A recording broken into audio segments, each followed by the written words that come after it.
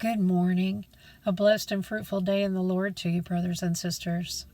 It's been almost 3 weeks since I've been here, but the Lord has called me to speak today. Sometime after midnight on July 31st, I was given a 3-part dream. The first 2 parts I recall.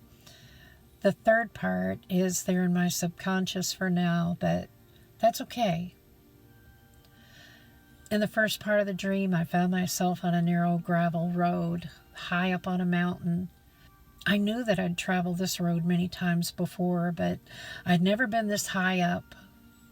I instinctively knew that I was nearing the end of the journey and was almost home.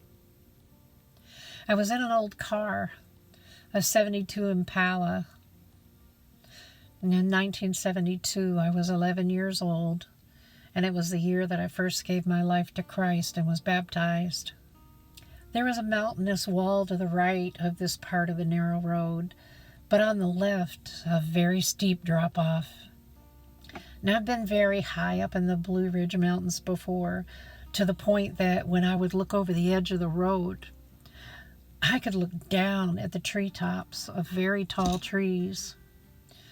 In my dream, I was up much higher than that, and the drop-off much steeper. At one point, I came to a slight bend in the road where it seemed even more narrow, and I could see little pebbles crumbling away on the edge. When I came to that place, I stopped and looked over the edge. Far below, I could see a whirling vortex of white clouds, and I knew when I saw it that I didn't want to go there, and that I must be very careful not to let myself fall into that, knowing that it would take me to a place that I did not want to go. I turned my eyes and attention back to the road, and I remembered wondering how I had not fallen off before, yet here I am now. I'm driving slowly and paying careful attention to everything in order to keep the vehicle on this narrow road as I finish the rest of the journey. That is the end of the first part of this dream. In the second part, I recalled walking into a place where there are many people, kind of my home, but not my home. When I enter, I'm handed a hamster by someone. It was contained within a small, lidded glass jar with milk in it. The hamster looked to be dead, with its eyes wide opened. It was lifeless, and even though not submerged, it was just lying still and wet in milk. I felt saddened at the waste of this life, and I said, "You cannot keep it contained in milk like this. It will not survive." Then I shook the jar, and the hamster stirred. I told them that they must remove the creature at once, or it will die. I don't recall whether or not they listened. That was the end of the second part of the dream. Like I said, the third part is there, but it's tucked away for now.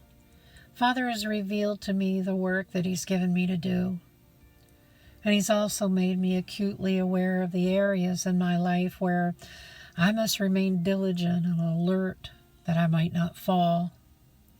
I share this dream with you to warn you that for each of us, there is a whirling vortex, so to speak, over the edge of this narrow road that we're on, that we must each be very careful not to fall into.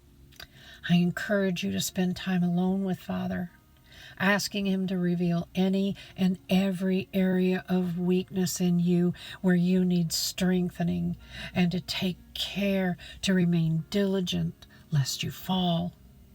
Paul warns us in 1 Corinthians 10:12, "Therefore let him who thinks he stands take heed that he does not fall." The road is ever narrowing and uphill, and I know that, like me, each of you is being tested like never before. Let us take heart. Let us remain faithful.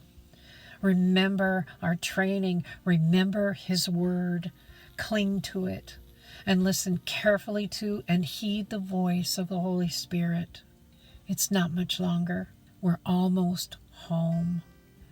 Our Jesus promises us that He will never leave or forsake us, that He is with us always, even to the end of the earth. Trust Him. Trust in the Lord with all your heart, and lean not on your own understanding. In all your ways, Acknowledge Him, and He will direct your path.